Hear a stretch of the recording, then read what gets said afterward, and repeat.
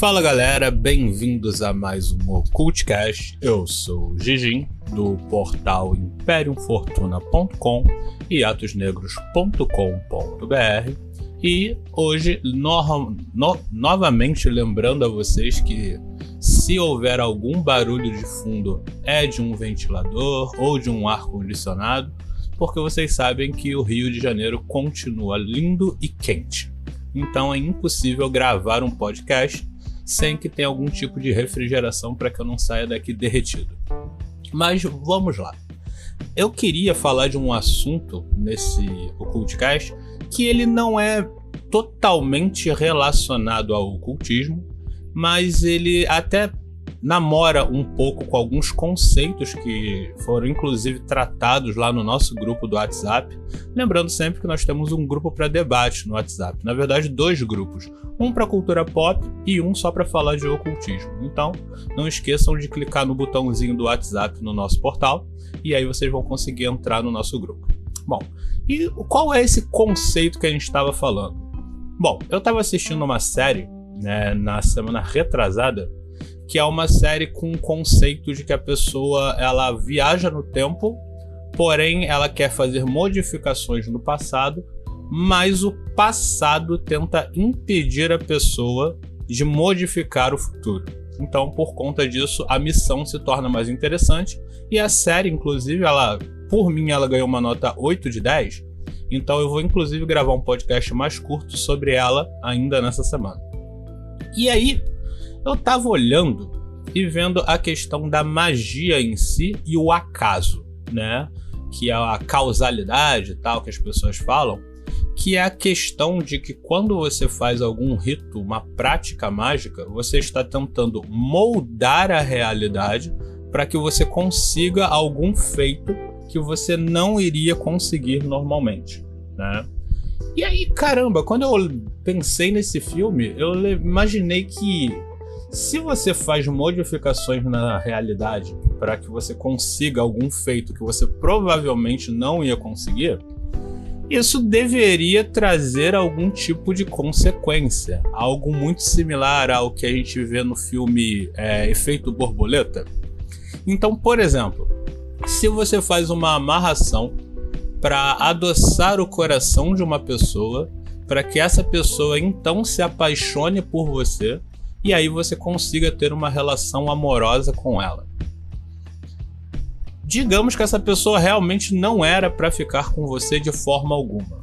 Então, por conta disso, algumas pessoas dizem que a amarração não funciona, apesar de que você realmente consegue o que você quer durante algum momento, e depois de 7 anos, normalmente são 7 anos que as pessoas dizem, às vezes é menos, aquela relação começa a se deteriorar e você não consegue mais manter a relação com aquela pessoa, vocês acabam terminando e se odiando, e por conta disso aquilo tudo volta ao normal como realmente deveria ser.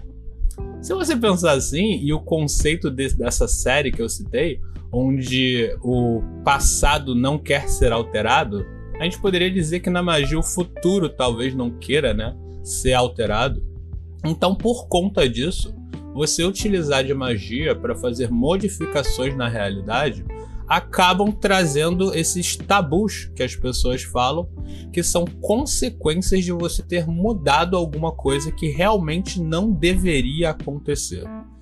Então aquele lance de, por exemplo, você consegue fazer uma urucubaca para conseguir um ótimo emprego. Durante um período você consegue bastante dinheiro, mas algo muda na sua mente, você começa a gastar muito dinheiro e no final você acaba bebendo todo o dinheiro, perdendo aquele emprego e acaba devendo mais do que você realmente tinha quando você fez a urucubaca para conseguir aquele emprego. Então pensem, será que realmente existe algum tipo de regra universal que impeça as pessoas de manipular o acaso para que elas possam realmente alterar o tecido da realidade? Algumas pessoas tentam procurar até dentro da física quântica, certo? Alguma coisa relacionada a isso. Como eu não sou físico, como eu não sou um estudioso da área, eu vou falar bem por alto do que as pessoas comentaram sobre isso quando a gente falou disso lá no grupo, e eu falei em outros grupos também, para ver o que as pessoas imaginavam. Na questão da física quântica, o que trouxeram para mim foi a teoria das cordas, né? Que é uma coisa que eu sempre tenho que citar quando se fala de teoria de cordas. As pessoas normalmente, quando falam disso, elas acreditam, ou melhor, elas visualizam uma corda como aquelas cordas que eram utilizadas, né, em navios e tal, que é aquele entrelaçamento de cordas para a corda ficar mais forte, para puxar alguma coisa.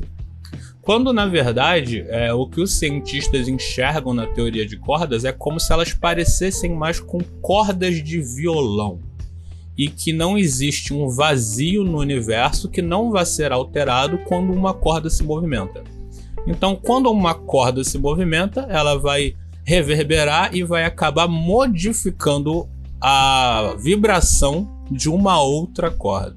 Quando a gente fala vibração, e aí tu pensa, pô, física, ocultismo, mantra, vibracional, a gente percebe que até kardecista usa muito esse termo, né, de vibração e coisas do tipo. Então pode-se talvez imaginar que quando um ocultista, um religioso ou qualquer coisa do tipo consegue alterar a realidade, se a física quântica realmente fosse real, digamos que ele consegue modificar a vibração da corda daquele aspecto da realidade o qual ele deveria existir. E ao modificar aquele aspecto, ele acaba modificando também a vibração de outras cordas, assim gerando o efeito borboleta. Então, quando uma pessoa ela consegue um feito mágico, seja com vibração, seja com urucubaca, seja com prece, seja com oração, o que ela acaba fazendo é gerando um efeito em cascata, certo? Que vai se reverberando pelo universo inteiro. E quando eu digo universo inteiro, parece muita coisa porque a gente é muito pequeno. Mas você tem que entender que, vamos dizer que o nosso universo ele começa e acaba quando você nasce até quando você morre. Então você, apesar de não estar aqui para ver os efeitos que isso vai trazer, né, para o futuro, você sabe que aquilo pode reverberar durante décadas depois de você morrer, durante séculos depois que você morrer, porque qualquer atitude, qualquer ação que você toma, ela pode não só ficar registrada, como ela também pode afetar a vida de pessoas que você nunca vai conhecer, sejam elas antes de você morrer, ou sejam elas depois de você morrer. Então pensem comigo.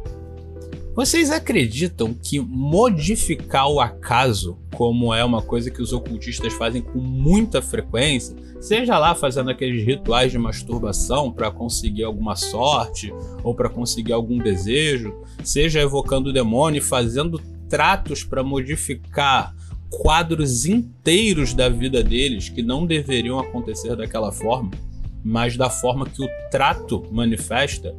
Vocês não acreditam que isso talvez tenha alguma ligação com isso, certo? De que você realmente, ao aprender a fazer práticas mágicas, o que você está fazendo é mudando o acaso e mudando a vibração da sua, vamos botar, corda quântica, e por conta disso você está fazendo uma modificação no universo inteiro, e que vai durar muito tempo, que pode ser algo muito grandioso, e que talvez a magia, né, a prática mágica em si, seja algo tão cansativo, tão detalhado, como eu citei lá do Franz Bardon, por exemplo, que ele gosta muito de detalhar as coisas que chega a quase um nível científico.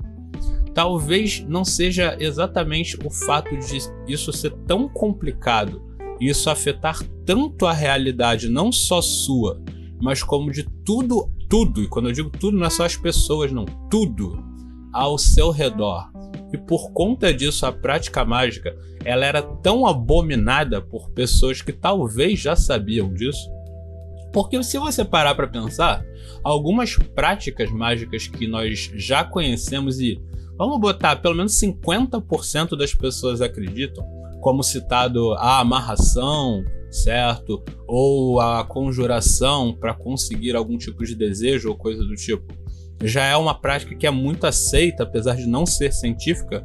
Muitas pessoas acreditam que realmente, se uma pessoa acreditar naquilo, ela praticar aquilo da forma correta, ela vai obter resultados e tal. Vocês não acreditam que talvez essas instituições mágicas que abominam a magia e a prática mágica, talvez seja porque eles sabem o efeito danoso que isso pode causar, não só na vida da pessoa, como na vida, no universo em si ao redor daquela pessoa? Porque sempre falam isso, né? Se você tem sorte no jogo, você tem azar no amor, e vice-versa, né? Ou seja, seria uma espécie de vingança do universo, tentando deixar bem claro para você que você deveria estar seguindo somente a sua linha. E sorte é um aspecto que na magia é muito levado em consideração, porque a sorte nada mais é do que uma manipulação do acaso ao seu favor. E talvez o fato de você ter essa sorte momentânea por causa dessas modificações que você acabou criando com as suas práticas mágicas, com os seus estudos e coisas do tipo, suas rezas, suas adorações, talvez isso influencie na sorte de uma outra pessoa, porque, por exemplo, se você faz um ritual para conseguir uma vaga de emprego que não era sua, você está tirando a vaga de emprego de uma outra pessoa que realmente merecia aquele emprego naturalmente. Quando você faz uma amarração, você está ferrando, na verdade, mais de uma pessoa. Até por isso a amarração ela é tão mal vista, né? Porque você, além de estar tirando a liberdade de uma pessoa, você provavelmente, não sempre, mas você provavelmente está impedindo que uma terceira pessoa tivesse a felicidade de ter ficado com a pessoa que você amarrou a você, certo? Então, por conta disso, assim como acontece na série que eu vou citar, o destino tenta se vingar de você. Para quê? Para que ele tente manter uma outra coisa que quase todo ocultista, depois de mais velho, percebe, que é o equilíbrio. Talvez, quando você faça modificações no acaso, a seu favor, você desequilibre a balança do universo, ou talvez você mexa nas cordas quânticas e tire o tom, né, o ritmo que elas estavam funcionando, e quando o samba começa a ficar atravessado no quântico, o universo tenta afinar o violão do universo, tirando de você alguma coisa para que você volte ao estado que deveria estar desde o começo. Muitos ocultistas acreditam que, apesar de você poder modificar muitas coisas na sua vida utilizando magia, você sempre vai acabar voltando para aquilo que era para você ter feito. Algumas pessoas acreditam que isso ocorre depois que você morre. Ou seja, você fez um monte de modificações nessa vida, então na próxima vida tu vai passar por todas elas porque você merece. E como você aproveitou de coisas boas que não eram para você, elas serão retiradas na sua próxima vida. Isso é um conceito de reencarnação. Eu particularmente não acredito em reencarnação, mas converso com bastante gente que acredita nesse conceito de que você morre, você volta ou para pagar os seus pecados ou para ganhar um prêmio, e aí me veio esse conceito de que talvez você volte para tentar voltar a sambar do jeito certo, de acordo com as cordas quânticas do universo, certo? Ou seja, quando você pratica magia, talvez você esteja cometendo uma grave ofensa ao que o universo, que teoricamente seria Deus para algumas pessoas. Algumas pessoas acreditam que Deus, na verdade, é o todo, é o tudo, é o universo em si. E ele é perfeito, ele é único, ele está em todo lugar e etc. E quando você pratica magia, você acaba modificando tudo aquilo que ele tinha moldado de forma perfeita. E até por conta disso, muita gente demoniza a magia e diz que fazer magia é errado. que fazer magia é uma trapaça e que em algum momento você vai ser castigado. E aí é onde a gente perde o conceito de ter um Deus que não tem sentimentos. Por quê? Porque ser castigado, para algumas pessoas, não poderia ser simplesmente um retorno de balança, uma regra de 3, como as pessoas falam, onde, se você fez uma cagada, então você vai responder com uma outra cagada e aí a balança vai estar equilibrada. Por conta disso, eles inventam um Deus que vai realmente te botar de castigo e vai falar, olha só, já que você fez aquela urucubaca, agora você pecou. Isso é um pecado, isso é um erro. Eu fiz tudo bonitinho, você foi lá e cagou a porra toda. Então, das duas, uma. Ou você vai renascer para pagar por essas práticas que você fez para tentar burlar o universo, ou durante a própria vida um castigo virá para você, né, como forma de punição, que é o lance do, por exemplo, sorte no jogo, azar no amor. Ou seja, se o cara manipulou o acaso para conseguir ganhar, vamos dizer, dinheiro em jogos, ele vai acabar não tendo essa efetividade em relacionamentos amorosos. Por quê? Porque tem que equilibrar a balança. Vem a frase do não se pode ter tudo. E é uma outra pergunta que as pessoas fazem para ocultistas. Se magia faz tudo, por que você não tá rico? Por que você não tá com 1 milhão de mulheres? Por que você não tá no iate? E aí talvez não seja o universo, né, não querendo ser modificado. Não seria talvez o futuro brigando com você e falando, cara, eu fui feito para ser de determinada forma e você está cagando tudo que eu tinha planejado?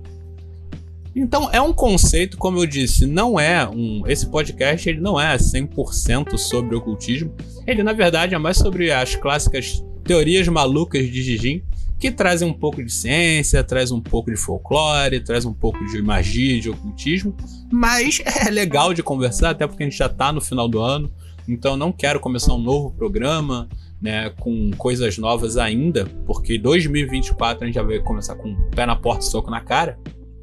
Então eu quero trazer esses assuntos um pouco mais leves e que vocês podem debater loucamente lá nos 2 grupos, né? Porque esse assunto ele entra nos 2, tanto de cultura pop quanto de magia em si. Mas aí fica para vocês, né, comentarem aí sobre isso.